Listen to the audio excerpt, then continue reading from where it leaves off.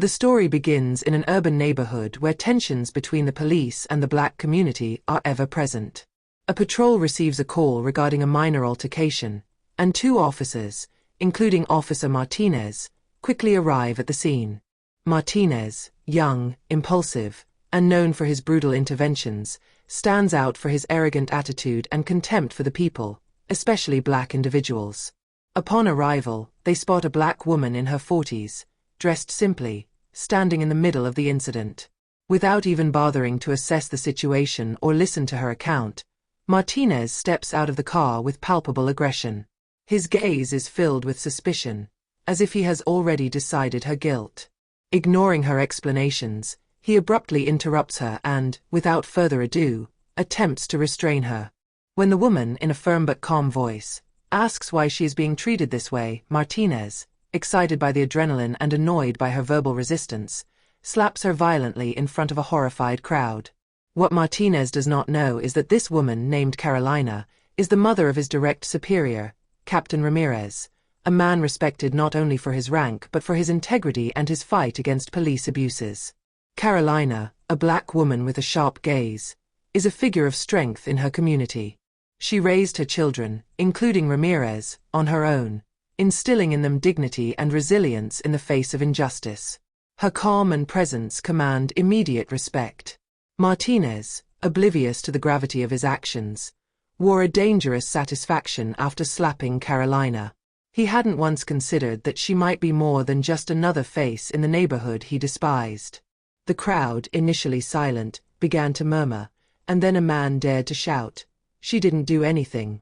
Despite the pain of the attack, Carolina remained calm. Her face, marked by the slap, was only a reflection of the inner strength she had always had. She had known this kind of violence for a long time, the kind that reduces you to a number, to the color of your skin, but she also knew that her dignity wouldn't be taken away so easily. Ramon Martinez, adjusting his belt, couldn't help but glance at the crowd that was beginning to form around them. He took pleasure in the power he thought he had over this woman and the crowd, interpreting their initial silence as submission. But what he didn't yet realize was that the tide was about to turn, and that Captain Ramirez was not a man to let such a blunder pass, especially when it concerned his own mother. Carolina lifted her gaze, fixing Martinez with a calmness that irritated him even more. She knew her son, and she knew that at this moment, he would intervene. The question was not if, but when. The next day, Ramon showed up to work as usual, his uniform pristine, his face carrying an expression of boredom. He still had no idea that his world was about to collapse. As he made his way to his office, a colleague called out to him with a serious expression. "Ramon, Captain Ramirez wants to see you. It's urgent." The walk to the captain's office never seemed so long. Ramon tried to remain calm, but his mind raced, replaying each action, trying to guess the reason for the call. The whispers in the hallway, the exchanged looks, all of it felt charged with meaning. When he entered Captain Ramirez's office, he was met with a tense atmosphere. The captain, arms crossed and a grave expression on his face, stood behind his desk. Next to him, an older officer appeared equally concerned. "Ramon, sit down," the captain said firmly. Ramon obeyed, his heart pounding. He had seen the anger and disappointment in the eyes of the other officers, and it made him nervous. "Yesterday, you slapped a woman. I want to know what was going through your mind," the captain began, his voice growing colder. Ramon opened his mouth to protest, but Ramirez interrupted him. "No. No justifications. I want to hear your version of the events." Ramon's pride pushed him to answer. "She was aggressive. She didn't want to cooperate. I did what was necessary to handle the situation." The captain's eyes lit up with a mix of disbelief and anger. "Do you know who that woman is?" "That's my mother, Ramon." A heavy silence settled in the room. Ramon, taken aback, paled. "What? No, I didn't. You didn't even care who she was. You acted like a brute, as usual. And now, there will be consequences." Ramon sat up straight in his chair, realizing the extent of his stupidity. The captain's words echoed in his mind, but he couldn't bring himself to realize that he had struck a woman who had dedicated her life to raising children with dignity. Captain, Silence. I'm organizing a meeting with the authorities. We're going to address the issue of police violence and abuse of power. I will make sure the other officers understand that this behavior will not be tolerated. Fear began to rise in Ramon's stomach. The prospect of an internal investigation terrified him. He knew his future in the police force was now uncertain. Captain, I'm sorry. I didn't realize. Exactly, Ramon. You didn't realize. But now, it's time for you to understand. I want you to grasp the impact of your actions, not just on the victim, but on the entire community. Ramon lowered his head, aware that he had crossed a line that few dared to cross, but he couldn't help feeling a wave of anger. How could he be treated like a criminal when he had simply done his job? Troubled, Ramon felt his face flush under Ramirez's piercing gaze. He desperately tried to formulate a defense, but the words seemed to escape him. Officer Jones, who had witnessed the scene, stepped forward, his voice filled with indignation. Captain, we need to be clear. What happened is not just unacceptable, it's regressive and completely unethical. Ramon's behavior has racist implications that cannot be ignored. Jones's words hit Ramon like a punch to the stomach. He wanted to protest, but a sharp gesture from Jones silenced him. Don't try to deny it, Ramon, Jones continued, his voice full of authority. This kind of behavior is disgusting, especially coming from a law enforcement officer. The silence that followed was crushing. Ramon struggled to find his words. How could he have let his prejudices take over? The reality hit him like a ton of bricks. I didn't think. Obviously, you didn't think.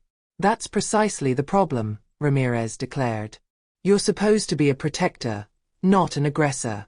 Your mother, and everyone like her, deserves respect. Ramon felt trapped in a whirlpool of shame and anger. The thought of his mother, who had sacrificed so much to give him a better life, weighed heavily on his shoulders. I'm going to request an internal investigation, Ramirez continued. Ramon's actions need to be examined, and it's crucial that law enforcement take responsibility. Ramon grew even paler. The looks from the other officers weighed on him, mixing judgment and disapproval.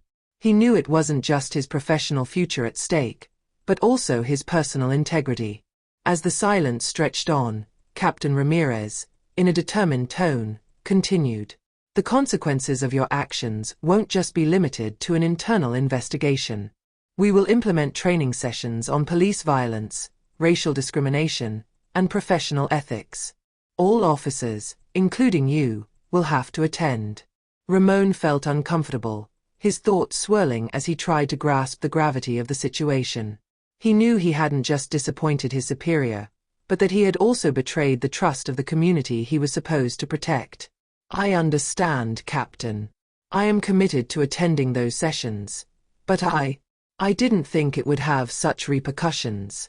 I just wanted to do my job. Jones, still present, intervened firmly. This isn't about your job, Ramon. It's about respect.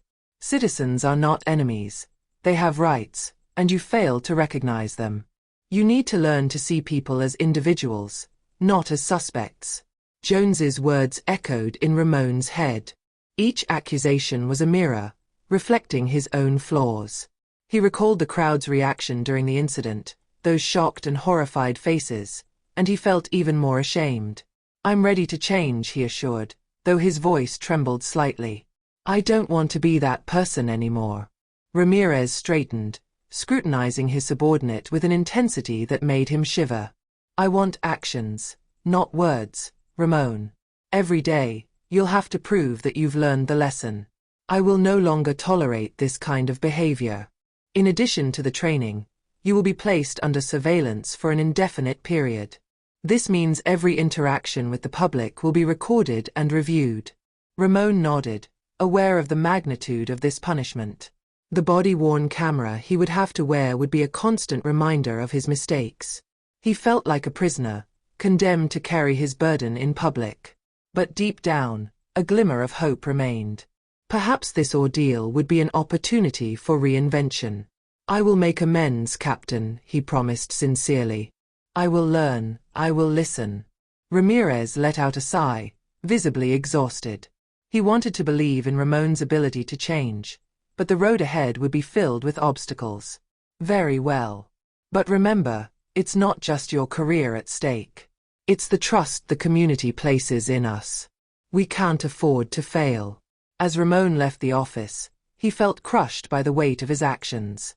But this pressure, though heavy, was also a new beginning. He would have to confront his prejudices, learn to listen, and understand others. In his mind, he saw Carolina, standing before him, not as a victim but as a source of strength. He knew he owed her a radical change. In the days that followed, Ramon worked hard to change. Each encounter with the public became a test.